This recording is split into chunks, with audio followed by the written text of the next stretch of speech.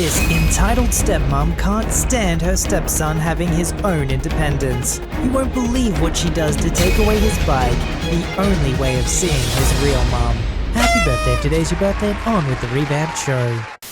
So this is a few years ago, but I just recently stumbled across Reddit and entitled parents, and I noticed my stepmom was one. She didn't have kids on her own, was in her mid-30s and knew everything about parenting and how to raise children the right way. At least, she thought it. She was sweet when you first met her. This sugar-sweet smile. She believed she was an authority, and her opinions and demands were absolute. There are a few more stories about her letting me write my 5-page homework over and over again, until there weren't any mistakes left. Took me 8 redos. I was about 9 years old at that time, and in elementary, but that's for another time. This time I was in middle school. It was the same town, and they had me ride my bike every day to get there, about 1.3 miles. Usually I enjoyed it, but I often had health problems due to a genetic, chronic illness, and this worsened with rainy or cold weather. In winter it was so slippery, I pushed my bike halfway. But then my mother is there. My stepmom tried to reduce my contact with my mum to what they had agreed. Every 2 weeks over the weekend, no more than that, and my mum was not having it. So I got on my bike, drove 2 streets, and met up with a friend. There I locked my bike in his garage, and my mum picked us up, treated us to breakfast in the car, and chatted with us. Make up some quality time. We mostly had an hour. She drove us to school and picked us up afterward, dropped my friends off at his house, and then we got roughly another half hour to chat. Then I got my bike out of the garage and drove back home. I loved these times I got with my mum. I missed her, and on these special days, which occurred maybe once a week, I was in heaven. Then one day, my stepmom wanted me to sit down and have a talk with me and my dad. It was one of those days my mother had picked me up. She said that she had found out what you're doing with your bike. And I'm going, oh crap, she must have somehow found out my mum would pick me up occasionally.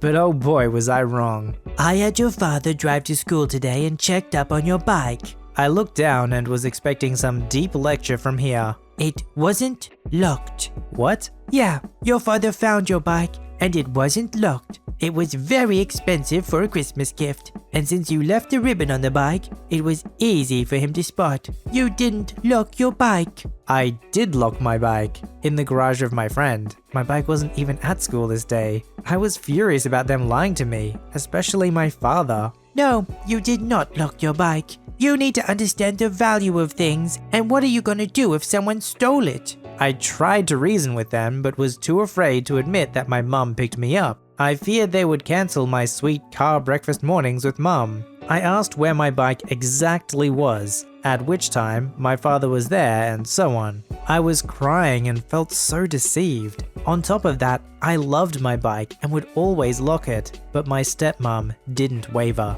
because she was always right and my dad tagged along with her. As punishment for you to start realizing how important this is, you're walking tomorrow, so you can feel what it would be like if your bike had been stolen today. The next morning it was raining. I had to walk and wasn't allowed to go too early, so I arrived at school drenched and 20 minutes late. I had severe shoulder pain from my backpack. It was a day on we had to carry 6 books. My mum was devastated and furious, but she couldn't help me because she had to go to work.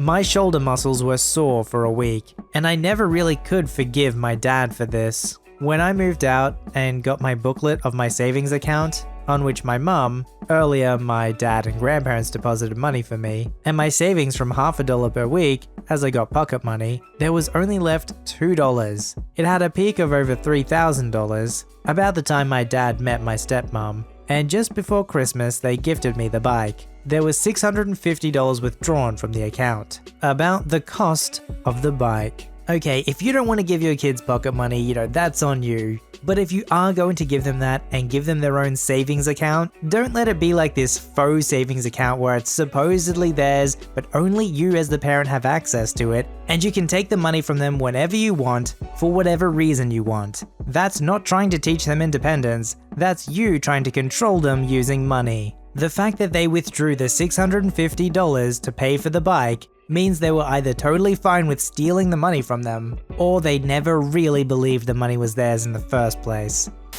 There's me, my husband, his son, and daughter from his first marriage, his first wife and her mother. The kids are nearly adults now, but this story took place some years ago, and it happened to be my stepdaughter's 9th birthday. It's pretty standard in terms of the bullcrap her mother and grandmother have been pulling since my husband first met them. But to me, it's the worst thing, because it was my stepdaughter's birthday. Because we all do our best to portray being functional adults, even though we don't like each other at all, we have a tradition of forcing ourselves to get along on the kid's birthday and other momentous occasions. It typically involves a restaurant of the honored child's choosing. My stepdaughter was not just turning 9, but had also given a swell performance in her school musical that evening, so she was doubly honored. But also, her birthday dinner was going to be later in the evening due to the scheduling of the performance. My husband and I live in the city. His ex-wife lives in a rural area,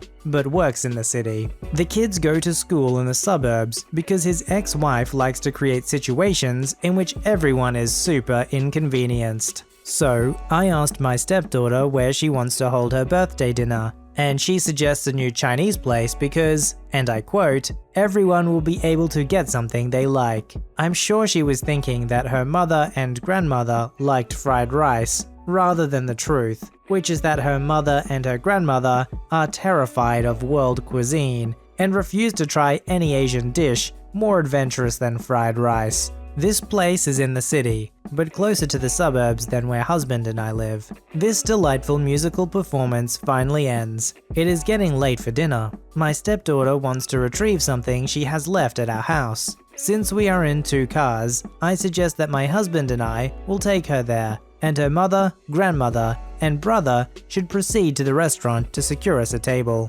They agree. We head back to the city. Then we call them to make sure they were able to get a table. Oh, they explain, they haven't got a table. They haven't gone to that restaurant at all. They haven't even left the suburbs. They've been sitting in a parking lot next to the school for 25 minutes because grandma didn't want to go to that restaurant. It was too spicy. That was her actual excuse. Despite the fact that A, my stepdaughter hates spicy food and wouldn't have chosen a restaurant where everything was spicy, and B, grandma had never actually been to this restaurant. Mum backed her up though. They decided that they weren't going to eat there, at this restaurant my stepdaughter had chosen for her birthday dinner because she wanted to make everyone happy. Their entitlement isn't too surprising. Before the kids could tell time, their mother was routinely between 2 and 4 hours late to every custody swap. On one memorable occasion, she was 6 hours late, and I spent an entire day trying to make excuses for their mom, while not knowing where she was or when she would show up. Every so often, she would show up an hour early just to drive people insane. She's one of the most self-centered people I've ever known. Other people simply do not exist in her universe. She's the only one whose time matters. We are confused. What is their plan now? They don't have one. They want us to drive back to the suburbs and meet them in the parking lot, which we do.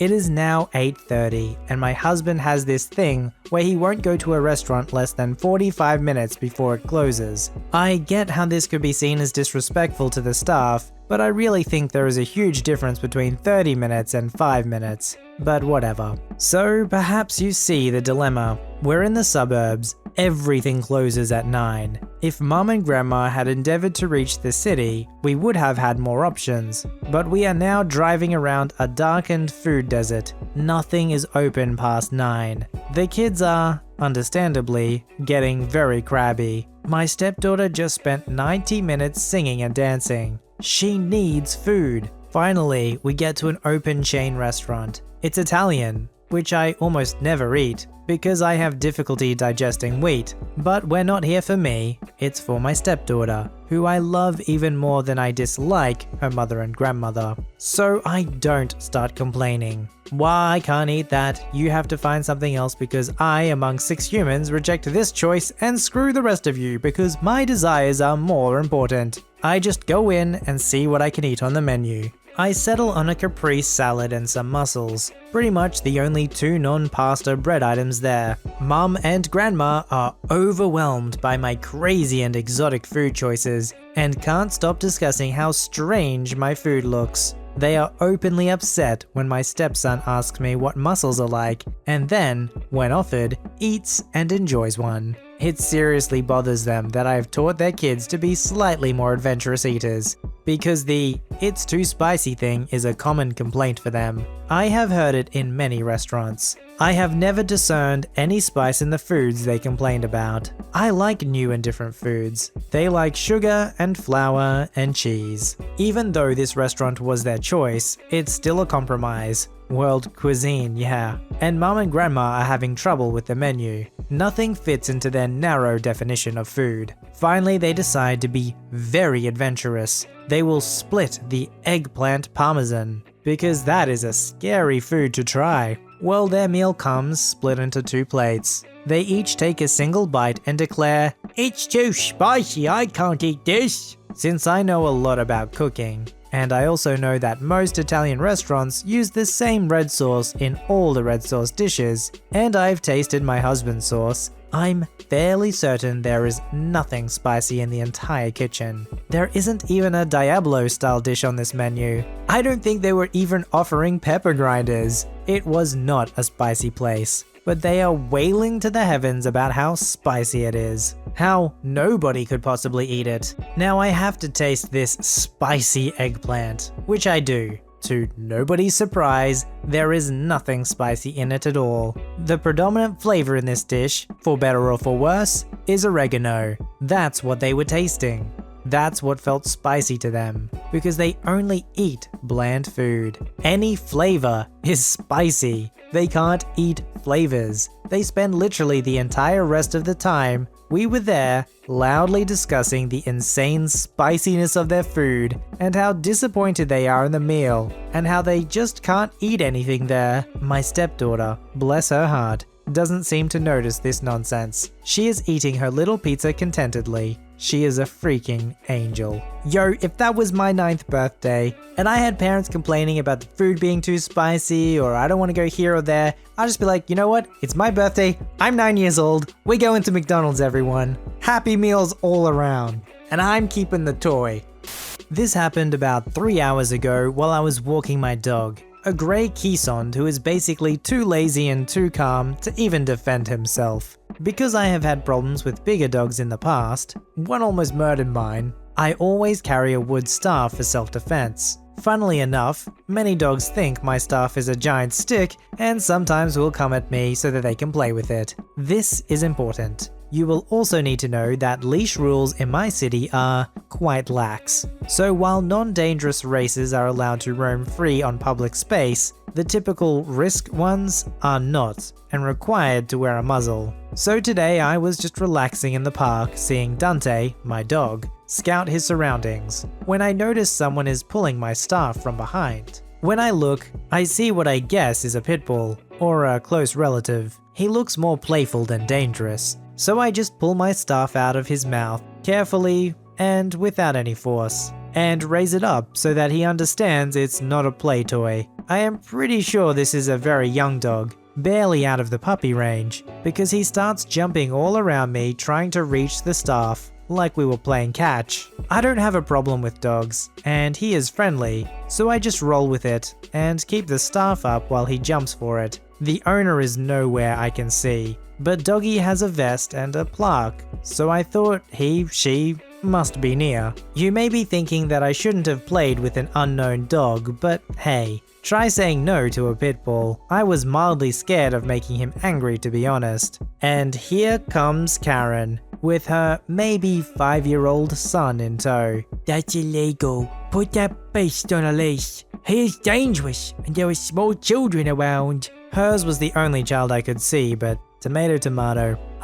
He is not mine. You think I'm stupid? You are playing with him and you have a leash on your hand. My dog is over there. I pointed to Dante that is still minding his own business. This little one came over to play, but I don't know him. Stop lying. Look at the vest, lady. My blue military leash matched Dante's vest. Pitbull friend had a pure black one. Well, I don't care. Control him. My baby is scared. Before I could answer to her ridiculous request, a woman, I will call Susan, came into the battlefield. I had seen her on one of the park benches looking at her phone, but that was about 40 meters away, so I haven't thought she could be the Pitbull's owner. Hey you hack, do you have something against my baby? Baby? You call this ugly mother baby? She is cuter than the hairless monkey that is behind you. Hear me now, B. I'll not let you disrespect us like that. Get your killing machine on a leash or I'm calling the police.